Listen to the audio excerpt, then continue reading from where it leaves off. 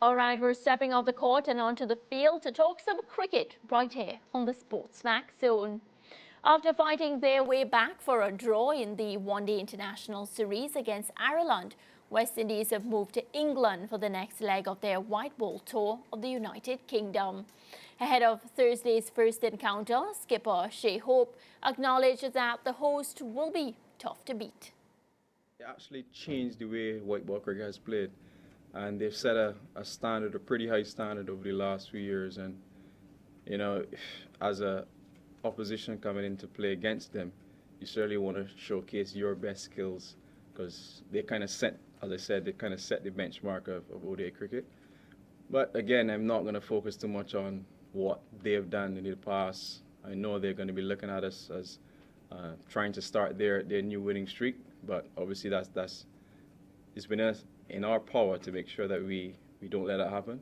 We start the series well, and then hopefully we can get a nice series win here as well. In the meantime, coach Darren Sammy says the Caribbean men cannot afford to make many mistakes when they step onto the field. With World Cup 2027 in mind, automatic qualification is the first goal. Climbing up the rankings is the only way we could do that. We've made some strides from when we just started. We are at number 9 right now with England just ahead of us, I think by 2 or 3 points. And this series is very important. In fact, every ODI game from now on till the deadline for qualification is important. So that should be extra incentives for our guys. After Thursday's game, the teams will clash in 2 more ODIs set for Sunday and next Tuesday before 3 T20 internationals starting next Friday.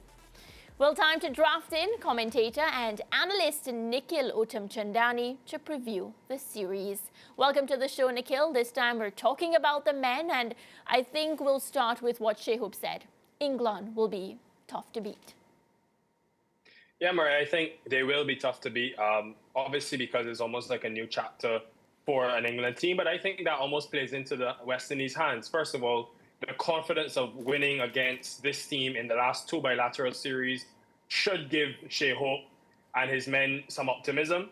But I think also when I look at the squads, and obviously the West Indies without Shepherd and without Rutherford, who I thought had they had them, I would have probably said are favourite to win this series. But still, when I look at the 11 that England put out, today for tomorrow's game, and I look at their bowling attack, whilst there's depth in batting, I think they lack that real X factor with ball in hand. There's no Jofra Archer. There's no extra pace of Mark Wood either.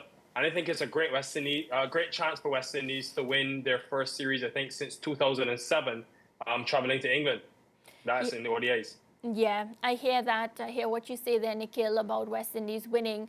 But let's talk a bit now about the conditions and how the conditions will be suited, what West Indies will have to do in order to walk away with that W. Yeah, it's tough because it's the first time since 2021 that Edgbaston is going to host an ODI. Correct. But we know that it's one of the higher scoring surfaces in England. When you think back up to 2015, England scored 408 there in that World Cup semi-final. So, sorry, not World Cup, just in a semi-final. So definitely it is a surface that can be quite conducive for batting. But I found it very interesting that England opted to play Jacks, even though he's going to bat at 7. And they've got 4 spin options in their 11.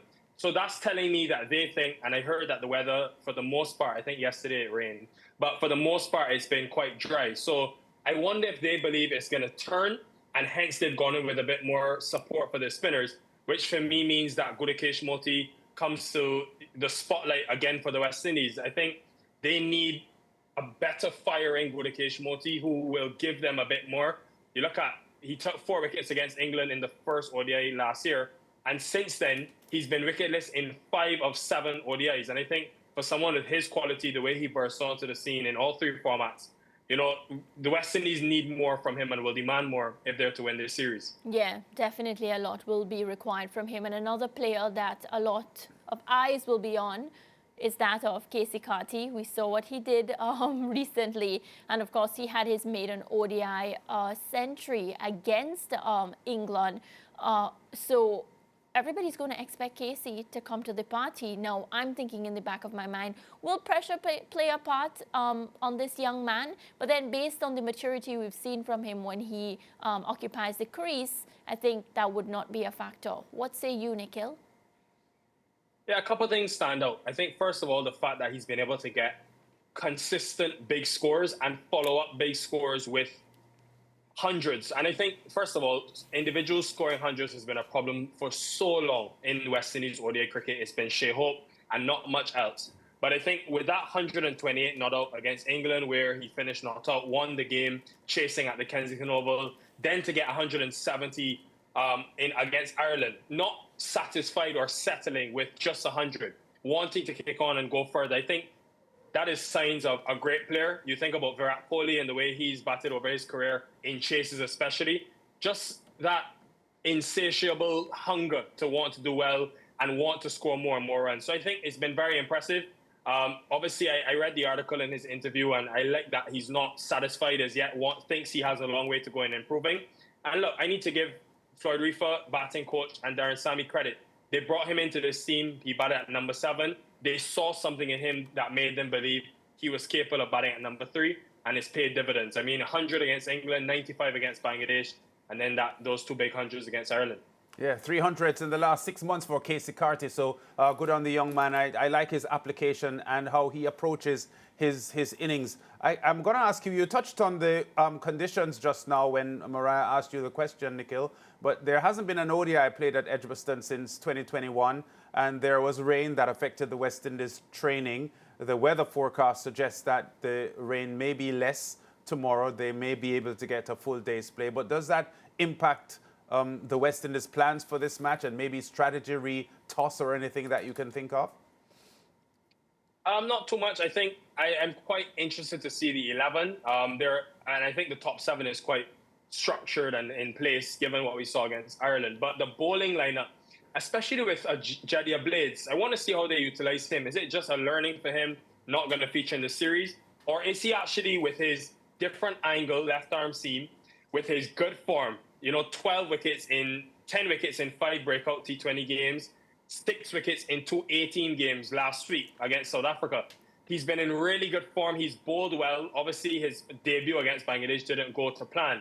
But I want to see if they're brave enough to maybe, release him in this series, whether it be the first game or second or third, but just to give him a look. Because I remember some of England's previous performances, Marco Jansen, Ben Dorshus, they've had some issues against left-arm seam.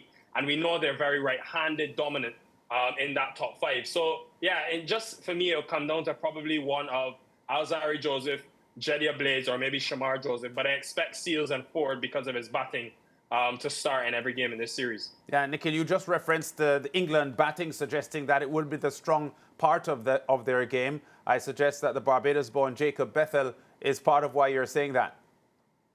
Yeah, certainly. I mean, it's been Brendan McCullum and England's tactics have been so hard to predict because Jamie Smith batted at 3 at the Champions Trophy, struggled, and many people thought, maybe he goes down the order. They've elevated him to the top, and he's opening the batting now, and given what England have put out, it says Bethel will bat at 6. Regardless, though, wherever these players are positioned, what England have are 7 quality batters that are very versatile. You think about Butler, Jacks, Bethel, all of them have batted between positions 3 and 7. So I think that gives them a big advantage.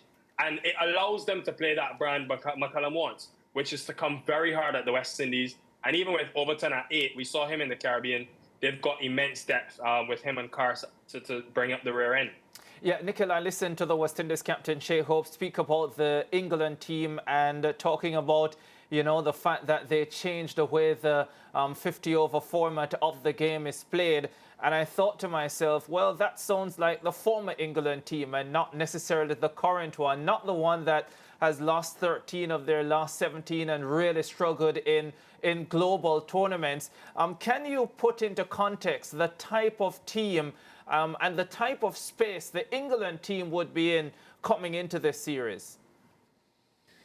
Yeah, I think you're spot on, Ricardo. If you think back to 2023, that World Cup, they were dismal. You think back to the Champions Trophy, didn't win a game. So on the basis of that, and this is why I said at the top of the show, at the top of the segment, this is why I think the West Indies have got a golden chance entering with, history, entering with a bit of confidence coming off that last game, the way they dominated, a golden chance to win this series. But I do think, look, McCullum, one thing we know about him is that he has the knack of encouraging his players to come again, to keep coming hard. There have been times, I think back to the Ashes, there have been times where his team has had their backs against the wall, and he has found a way to bring out even more bravery.